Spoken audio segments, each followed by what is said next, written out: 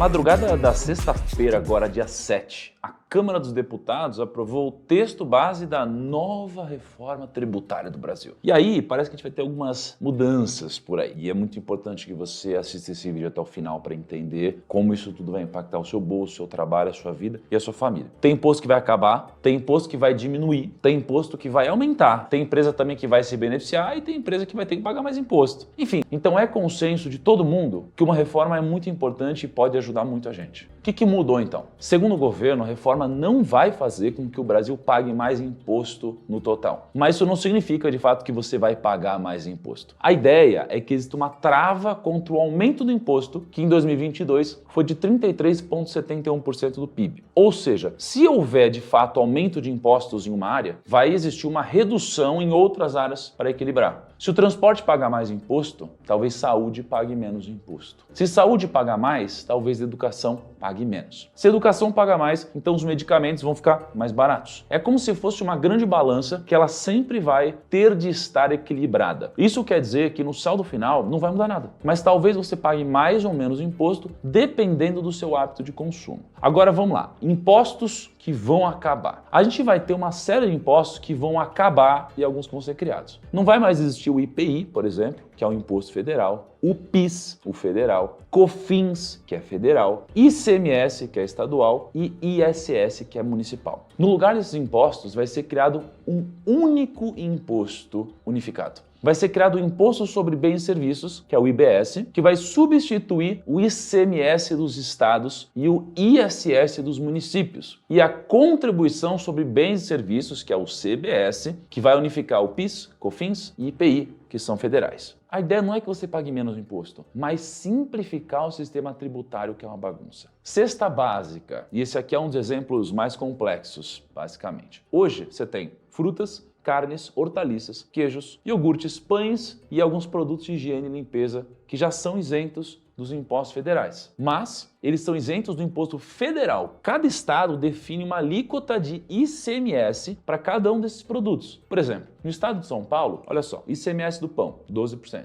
ICMS da carne, 4,5%. ICMS do iogurte, 12%. Em alguns estados, o ICMS é zero, mas em outros ele pode chegar até 33%. Agora, como o ICMS agora virou o IBS, que é o Imposto sobre Bens e Serviços, a nova reforma tributária definiu que todos os produtos da Cesta Básica Nacional de Alimentos vão ter impostos reduzidos a zero. A dúvida que muita gente tem é o seguinte: quais são os produtos da Cesta Básica? A gente pegou uma lista aqui no grupo para a gente entender o que está lá dentro, e essa lista é a lista da Associação Brasileira de Supermercados, Abraço, que está obviamente em análise no Ministério da Fazenda e que tem hoje 34 itens. Alguns que hoje são da Cesta Básica e outros que não são. Se o Ministério da Fazenda aprovar essa lista, então todos esses produtos vão ter os impostos zerados. Alimentação, você tem carne bovina, né? Carne de frango, você tem carne suína, tem peixes, ovos, farinha de trigo, farinha de mandioca e de milho. Você tem massas alimentícias, pão francês, leite, leite em pó, iogurte, leite fermentado, queijo, soro de leite, manteiga, fruta, verdura, legumes, arroz, feijão, trigo, café, açúcar, óleo de soja, óleo vegetal e margarina. Aí em higiene pessoal, você tem sabonete, papel higiênico, creme dental, produtos de higiene bucal, fralda descartável, absorvente higiênico. Limpeza, você tem detergente, sabão em pó e água sanitária. Hoje não são considerados cesta básica água sanitária, absorvente íntimo e fralda descartável. Então, vamos esperar o desenrolar dessa história toda para ver se de fato vai ter isenção nesses produtos ou não. Medicamentos hoje. Todos os medicamentos têm imposto, cada um com imposto diferente. Os medicamentos que são considerados de uso humano, que são aqueles mais comuns que você encontra na farmácia, são taxados em 33,87%, segundo os dados do Instituto Brasileiro de Planejamento e Tributação. Agora, todos os medicamentos vão ter 50% menos imposto. Então, por exemplo, vamos supor que você compra todo mês um remédio que custa R$100. Só que esse medicamento tem 25% de imposto. Ou seja, desses R$100, você paga R$75 de remédio e 25% de imposto. Agora você vai pagar os R$75 de remédio mais R$12,50 de imposto. Ou seja, o seu remédio vai custar R$87,50 e vai ficar mais barato. Outro detalhe, alguns medicamentos específicos, como os para tratamento do câncer, vão ficar isentos de imposto. Produtos industrializados. De tudo que eu falei até agora, provavelmente a indústria deve ser a mais beneficiada com a reforma. Hoje a indústria tem várias alíquotas diferentes. Por exemplo, geladeira, 46% de imposto. Fogão, 41% de imposto. Máquina de lavar, 42% de imposto. Ar-condicionado, 48%. Liquidificador, 43%. Então, se a reforma passar e ela for considerada uma alíquota única de 25%, então vários desses produtos vão ter menos imposto e vão ficar mais baratos. Agora, fala a verdade. Até aqui tá tudo mil maravilhas, não tá? Mas como eu disse, é como se fosse uma grande balança que vai sempre ficar equilibrada. Então, se vai ter menos imposto para remédio, vai ter que ter mais imposto para outras coisas. Por exemplo, o setor de serviços em geral vai ficar mais caro. Então, vamos falar do setor de serviços. Segundo a CNC, que é a Confederação Nacional do Comércio, a nova reforma tributária prevê uma alíquota de imposto de 25%, que é 3 vezes maior do que alguns setores de serviço. Por exemplo, sabe aquela Netflix, Prime Video que você assina? Eles são considerados serviços e hoje pagam cerca de 14% de imposto. Ou seja, o seu streaming pode ficar mais caro se a alíquota de 25% passar. A gente fala de gasolina. Gasolina é uma parada tão delicada que sempre que alguém fala de imposto, todo mundo fica maluco. Até por isso o imposto sobre gasolina ainda não está definido. Só que o IBP, que é o Instituto Brasileiro de Petróleo e Gás, disse que tem um risco de que os combustíveis fiquem mais caros com a reforma. Aí pega cerveja e cigarro. Qual que é o ponto desse aqui? Parece que o governo vai criar um novo imposto chamado de imposto seletivo. Já começa daí, que basicamente vai aumentar os impostos em tudo que seja prejudicial à saúde ou ao meio ambiente, como cigarro e bebidas alcoólicas. Mas eu fiquei pensando, hoje o cigarro já paga mais de 80% de imposto e a cerveja paga mais de 40% de imposto. Será que eles vão aumentar mesmo isso? Caraca, é muita coisa, né? Aí vamos falar de jatinhos e lanchas. A nova reforma tributária quer cobrar IPVA sobre os veículos aquáticos e aéreos. Então, se você tem um jatinho ou uma lancha, prepara o bolso porque você muito provavelmente vai pagar mais imposto. Aí você tem o imposto sobre herança. Hoje, sempre que uma pessoa falece e ela deixa alguma herança, a família precisa pagar o famoso ITCMD. É o Imposto de Transmissão Causa Mortes e Doação. E adivinha só, você vai ter que pagar mais imposto. Está sendo proposto uma espécie de progressividade do ITCMD, ou seja, determinar alíquotas maiores para valores maiores de herança ou doação. Por exemplo, hoje no estado de São Paulo, a alíquota é única de 4%. Porém, a ideia é que quanto mais grana você tenha e deixa como herança, mais imposto você paga. Se você deixar, por exemplo, R$1 milhão,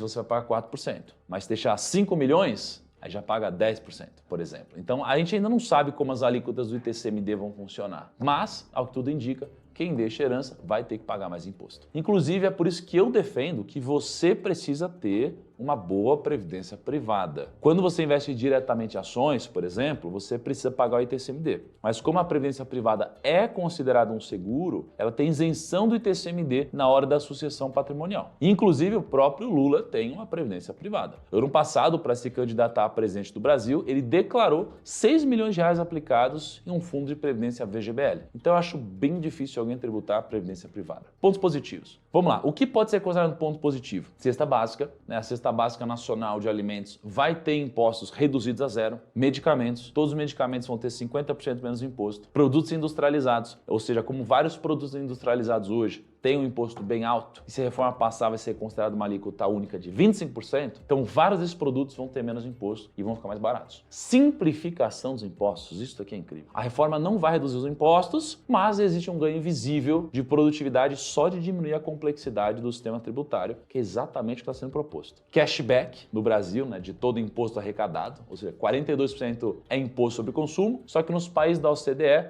esse valor é de 33%. Ou seja, sempre que você vai no mercado ou compra um bem para sua casa, você em média paga mais imposto que a maioria dos outros países do mundo. Só que tributar mais o consumo acaba prejudicando os mais pobres, financeiramente falando. Para resolver isso, o governo propõe criar tipo um cashback. A gente ainda não sabe como vai funcionar, mas basicamente essa nova reforma tributária quer devolver para as pessoas físicas uma parte do imposto pago. Isso faria com que o pobre pagasse menos imposto e reduziria a desigualdade de renda. Ponto negativo. Setor de serviços. Realmente um dos pontos positivos é a simplificação dos impostos, mas qual é o custo? Bom, os impostos sobre o setor industrial vão diminuir. Por outro lado, quem vai pagar mais é o setor de bens e serviços, que segundo o Conselho Federal de Economia, é responsável por gerar 70% de todos os empregos do Brasil. E o que são bens e serviços? Basicamente, alimento, roupa, médico, advogado, dentista e vários outros setores vão ter que pagar mais imposto. Quanto mais de imposto? Bom, não se sabe ao certo ainda, mas estima-se que esse pessoal vai ter que pagar em torno de 25% de imposto. Gasolina. Não se sabe o quanto a gasolina vai ser tributada ou não, mas uma reflexão. Quando a gente fala da gasolina, a gente logo pensa no nosso próprio bolso. Quando a gente vai até o posto para colocar ali gasolina ou álcool na bomba. Mas a gente esquece de um detalhe. De acordo com a pesquisa Custos Logísticos no Brasil, da Fundação Dom Cabral, mais de 58% de toda a carga trafegada no Brasil depende de rodovias. Ou seja,